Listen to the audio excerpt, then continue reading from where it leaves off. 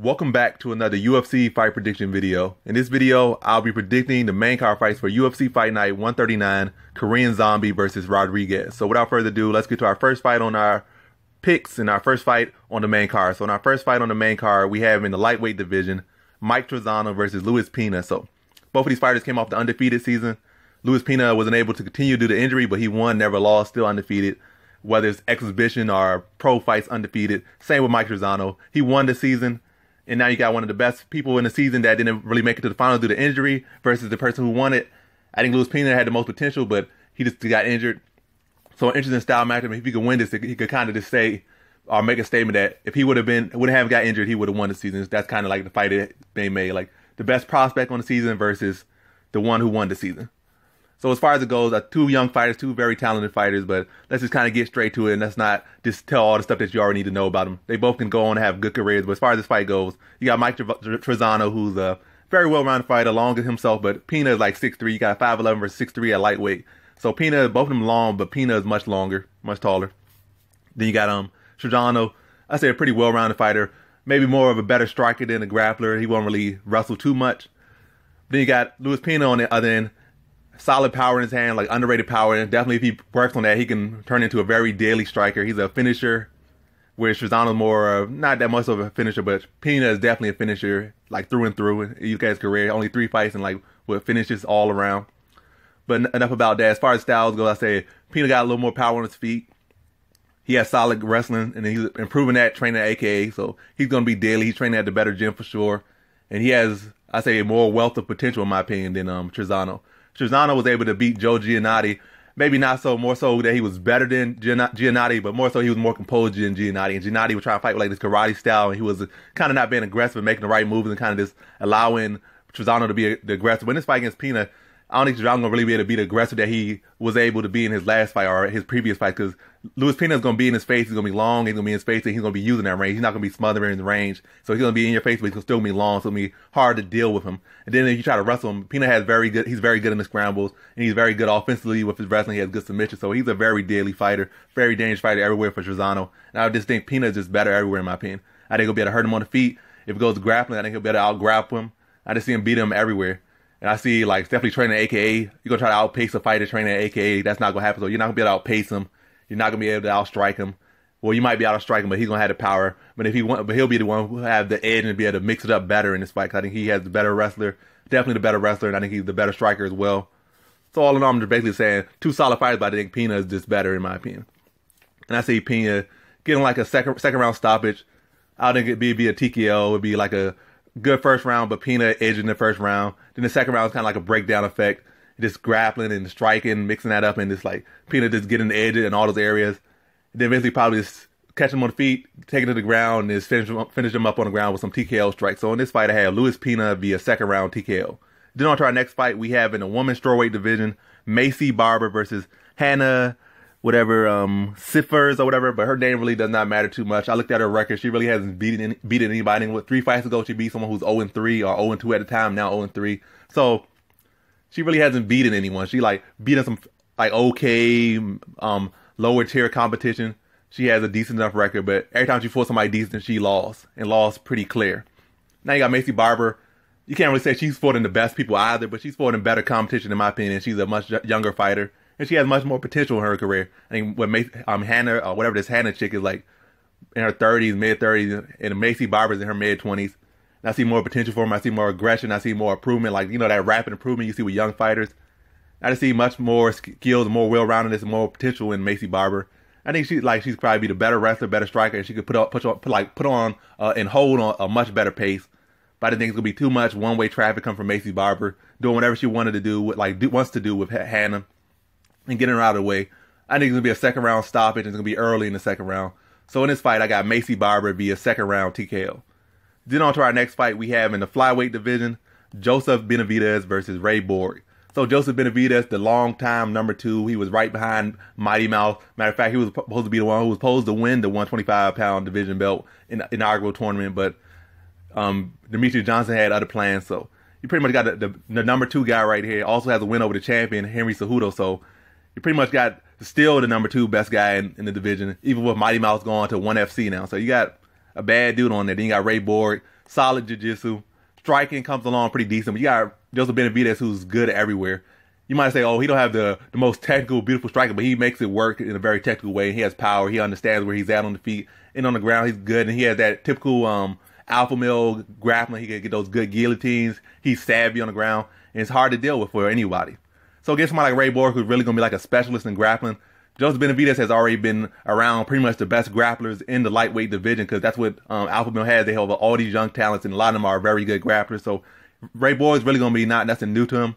I say most thing he could do to him is maybe kind of throw him off on the feet. If he could throw Joseph Benavidez off on the feet, maybe he has a chance. But just like coming in and trying to grapple Benavidez is going to defend those takedowns, because he was defending Henry Cejudo, and Ray Borg is no Henry Cejudo. So if he could defend Henry Cejudo, what is Ray Borg to Henry Cejudo? I think Benavidez better defend those takedowns and tag him up on the feet, land some big shots in typical Benavidez fashions, and get him out of there pretty quickly. I don't think it's too quickly, but it's like I'm going to say about a second round stoppage. So in this fight, I have Joseph Benavidez via second round TKO.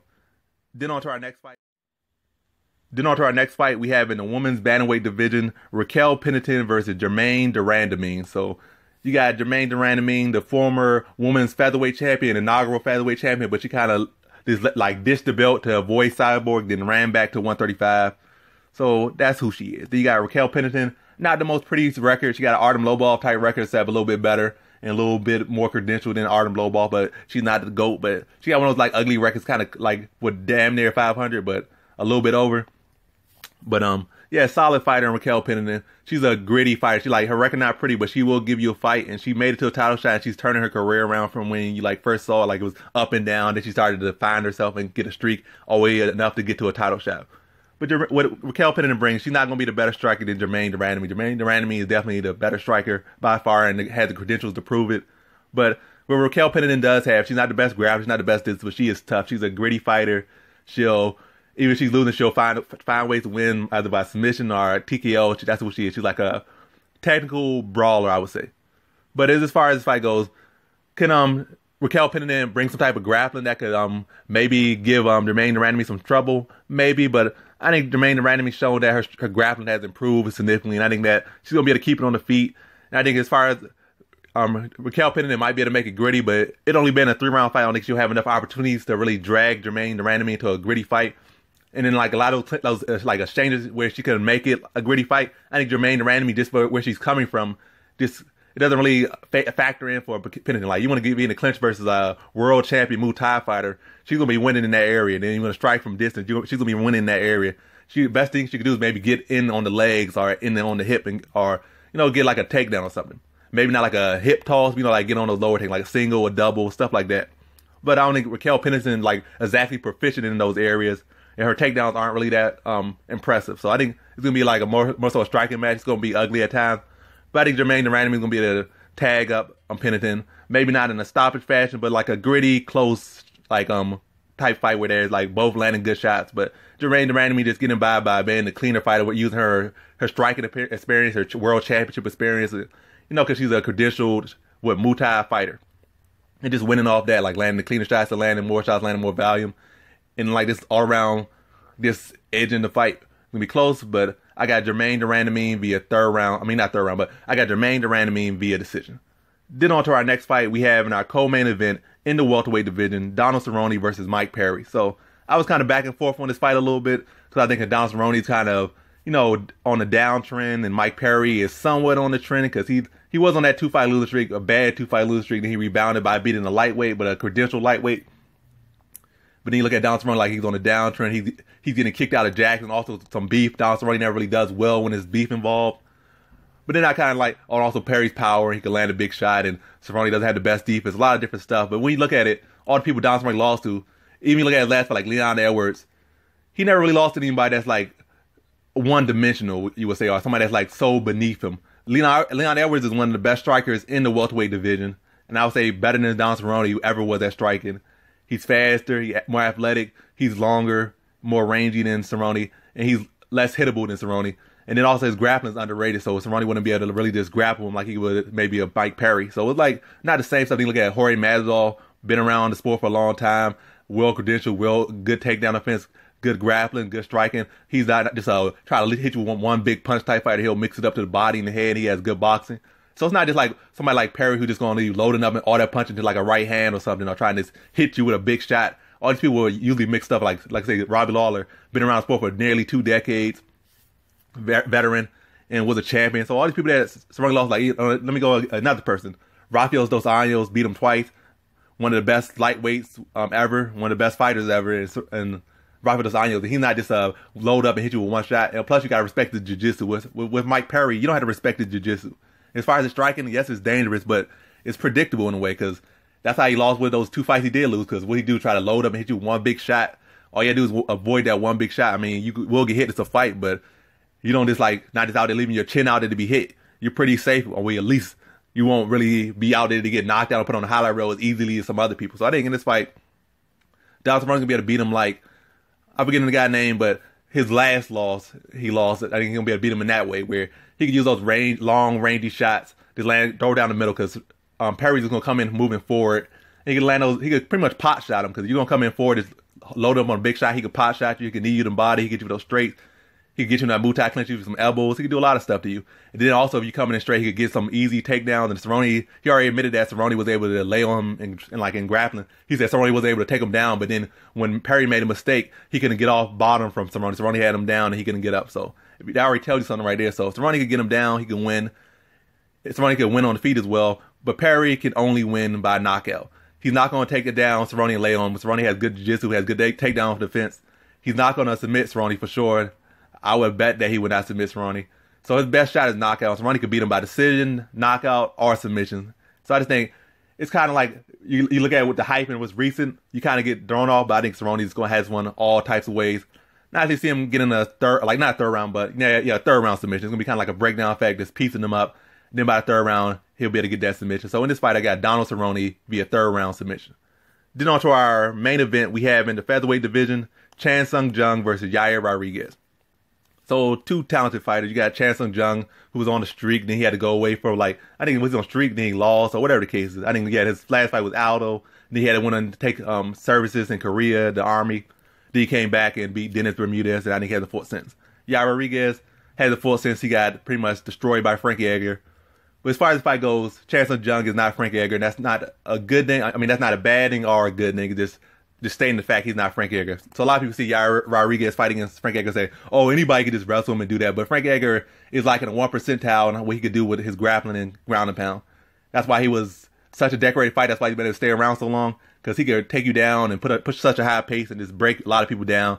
And just like pretty much unless you're really the best of the best, you're not going to be able to do nothing against that. That's why he has only lost to the best.